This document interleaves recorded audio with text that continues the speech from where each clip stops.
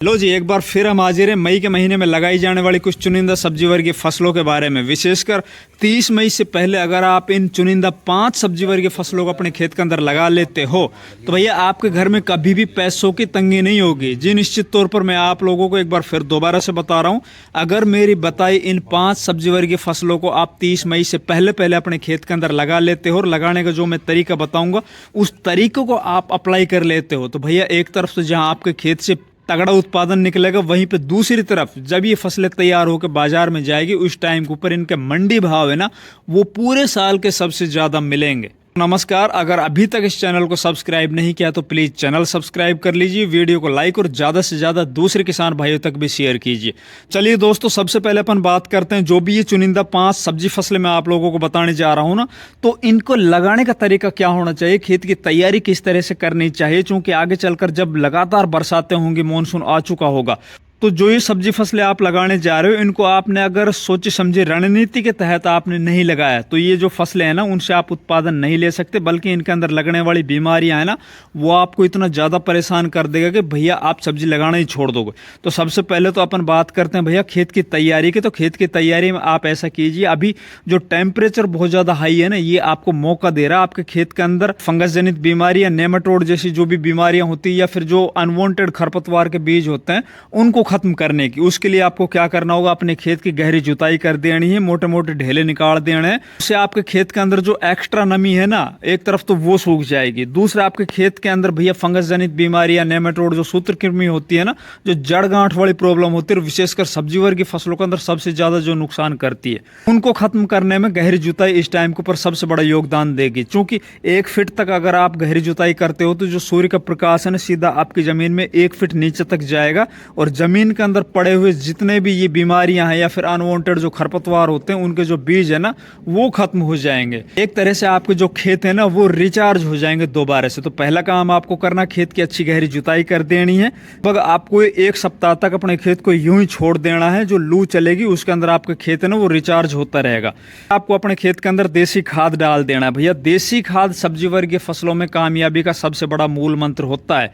आपको 1 एकड़ जमीन में कम से कम 3 से 4 ट्रोली देसी खाद जरूर डाल देना है। अगर देसी खाद आपको सड़ा गला नहीं मिल रहा है तो भैया आप वर्मिंग कंपोस्ट भी ले सकते हो। ऐसा नहीं कि आपके कच्चा जो गोबर वाला खाद है ना वो आप डाल दो, तो भैया कच्चा गोबर वाला खाद कभी भी मत डाल देना, वरना ये आपको फायदे की जगह नुकसान देकर जाएगा। खेत के अंदर व्हाइट ग्रब है या फिर दीमक है, इस तरह की बीमारियां ना बहुत ज्यादा पनपेगी। तो भैया आपको सड़ा गला देसी गोबर का खाद अपने खेत के अंदर यूज करना है। फिर बात आती है रासायनिक खादों की, तो 1 एकड़ जमीन के अंदर 1 बैग पूरा आपको डीएपी लेना है, 30 किलो पोटास लेना है और लगभग 15 से 20 किलो आपको यूरिया लेना है।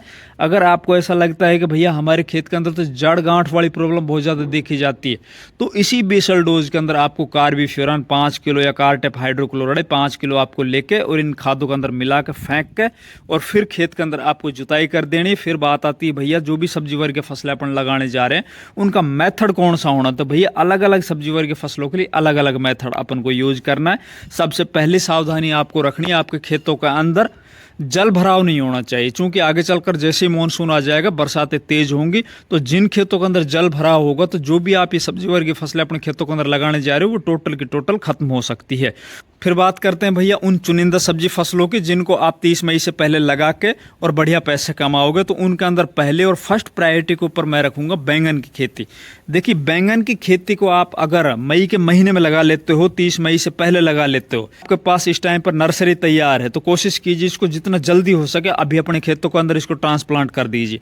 अगर आपके पास नर्सरी अभी तैयार नहीं है तो भैया नर्सरी आप इस टाइम पर डाल सकते हो। बढ़िया क्वालिटी के आपको बीज लेने। अगर आपके एरिया में, आपकी मंडी के अंदर, आपके एरिया के हिसाब से जिस भी वैरायटी की डिमांड हो, देखिए जो बैंगन है ना वो काफ़ी वैरायटी के अंदर आते हैं। मोटे वाले बैंगन भी आते हैं, लंबे वाले भी आते हैं, छोटे वाले भी आते हैं, मीडियम साइज भी आता है, चूचू बैंगन भी आता है, व्हाइट बैंगन भी आता है और कुछ कांटेदार बैंगन भी आते हैं। तो अपनी मंडी में जाओ, जो भी बैंगन की ज़्यादा डिमांड होती है उस बैंगन के बीज लेके और जल्दी से जल्दी अपने खेत के अंदर आपको नर्सरी बना लेनी है। जब ये नर्सरी आपके लगभग 20 से 25 दिन की हो जाए तो उसको उखाड़ के दूसरे खेतों को ट्रांसप्लांट कर देना है। ट्रांसप्लांट करते वक्त आपको क्या ख्याल रखना है, कोशिश कीजिए आप बेड बनाइए। अगर आपके पास मल्चिंग ड्रिप की व्यवस्था है तो भैया बेड बना के उसके ऊपर मल्चिंग और ड्रिप लगा दी, और फिर आपको एक पौधे से दूसरे पौधे की जो दूरी रखनी है ना वो 1 फीट रखनी है, और एक बेड से दूसरे बेड की जो दूरी रखनी है वो लगभग 3 फीट का बीच में गैप रखना है। चूंकि बैंगन के पौधे हैं ना बहुत चौड़ाई तक फैलते हैं और ये बैंगन के पौधे लगभग 1 से 1.5 साल तक लगातार चलते हैं।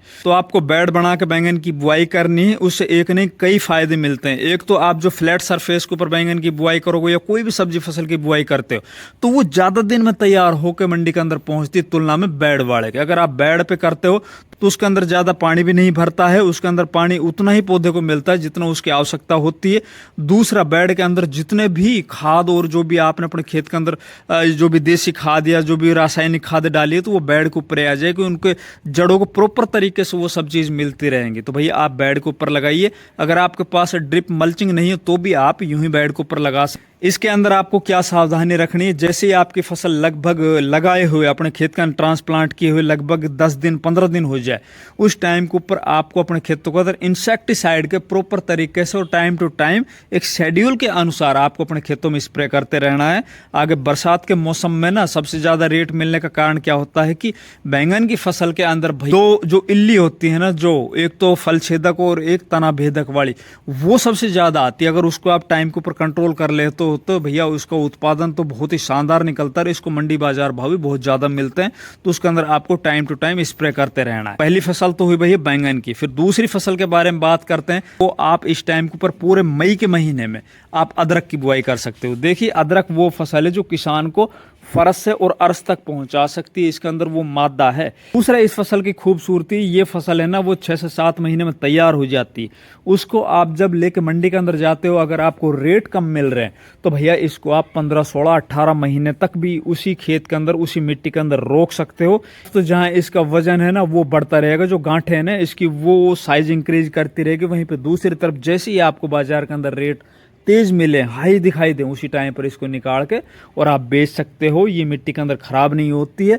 इसके अंदर आपको क्या सावधानी रखनी, एक तो आपके खेत की मिट्टी अदरक फसल के लिए उपयुक्त होनी चाहिए, जल भराव आपके खेतों के अंदर नहीं होना चाहिए, और साथ ही क्लाइमेटिक कंडीशन जो जलवायु है ना वो भी अदरक फसल के लिए पर्याप्त और एक अच्छे तरीके से होनी चाहिए। वो आप अपने कृषि विज्ञान केंद्र के अंदर जाके और आप वहां पे पता कर सकते हो कि भैया हमारे एरिया के अंदर अदरक की फसल जिंजर की जो फार्मिंग है ना वो हो सकती है कि नहीं हो सकती है।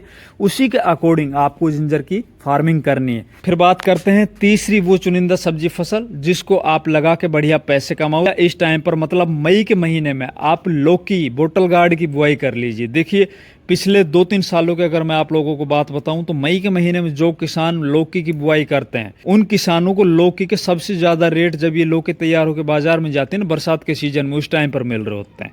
कोशिश कीजिए लौकी की फसल अगर आप लगाने जा रहे हो तो इसके अंदर आप इसको स्टेकिंग कीजिए, तार बांस की बंधाई करके इसकी बेल को ऊपर चढ़ाइए। अगर आप थोड़ा सा इन्वेस्टमेंट एक्स्ट्रा कर सको, अगर आप 10 रुपए ज्यादा लगाओगे तो निश्चित तौर पर आपको 50 रुपए मिलेंगे। अगर आप इसको ऊपर चढ़ाओगे तो एक तरफ तो जहां ये आपकी फसल है वो नीचे की तुलना में ज्यादा दिन तक चलेगी, दूसरी तरफ इसकी जो फ्रूट क्वालिटी है ना वो बाजार के अंदर बहुत शानदार होती है। उसको जो रेट है ना नीचे की तुलना में 2-4 रुपए फालतू मिलते हैं।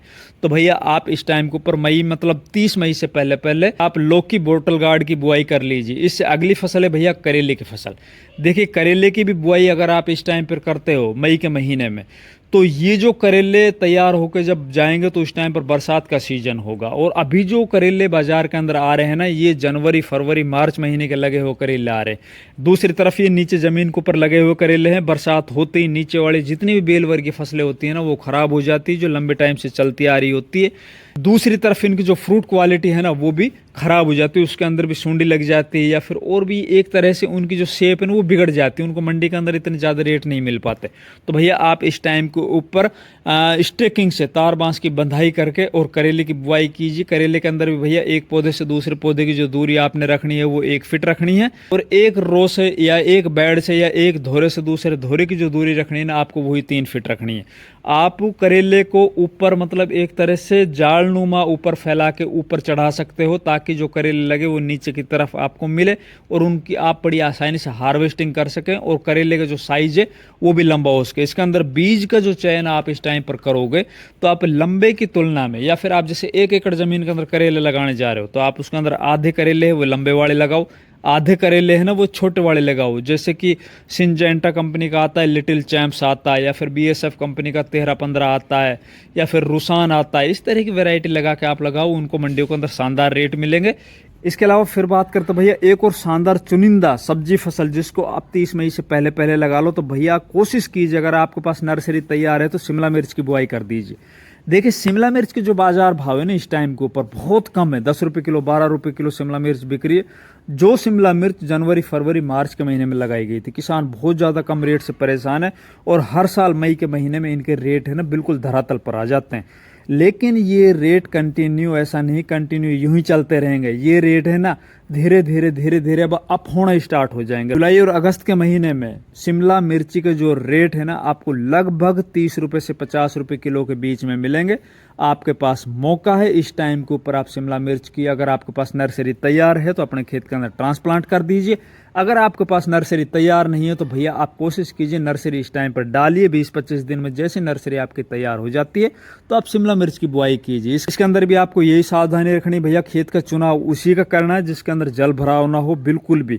अगर वहां पर जल भराव हुआ तो शिमला की फसल है ना आपकी बिल्कुल खत्म हो जाएगी, उसके अंदर फंगस जनित बीमारी बहुत जल्दी लगती है। इसके अंदर वैरायटी की बात करें तो आप सिंजेंटा कंपनी की इंदिरा ले सकते हो, या फिर और आप आसपास में देखिए कौन सी वैरायटी आपके बढ़िया चलती है उसका आप चुनाव कर सकते हो। इसके अलावा और एक शानदार मैं सब्जी फसल बताता हूं आपको जिसको आप जल्दी से जल्दी लगा लीजिए, वो है भैया फूल गोभी। अब फूल गोभी के बाजार भाव इस टाइम के ऊपर 30 रुपये किलो मिल रहे हैं और ये 30 रुपये किलो के जो बाजार भाव है ना ये नीचे नहीं जाएंगे, अब ये लगातार अप होंगे, बढ़ते चले जाएंगे। अगर आप इस टाइम पर फूल गोभी की बुआई करते हो, फूल गोभी के अंदर इस टाइम पर एक तो सबसे ज्यादा प्रॉब्लम आएगी भैया इसके अंदर इल्लियां लगने की, आपको प्रॉपर तरीके से स्प्रे करना है। दूसरा गर्मी के मौसम में फूल गोभी का जो फूल होता है ना उसका कलर है ना वो थोड़ा सा येलो हो जाता, पीला हो जाता, उसको बाजार के अंदर रेट अच्छे नहीं मिलते। आप बढ़िया क्वालिटी का सीड लीजिए जैसे कि सिंजेंटा कंपनी का 15-22 उसकी बुआई कीजिए, वो विशेषकर गर्मियों के मौसम के लिए तैयार किया गया सीड है। उस आप खेत की अच्छे से तैयारी करके खेत के अंदर अच्छे से आपको बेसल डोज के अंदर रासायनिक खाद भी डालना है, देसी खाद भी अपने खेत के अंदर डालना है और बढ़िया खेत की तैयारी करके आप फूल गोभी की बुआई कीजिए।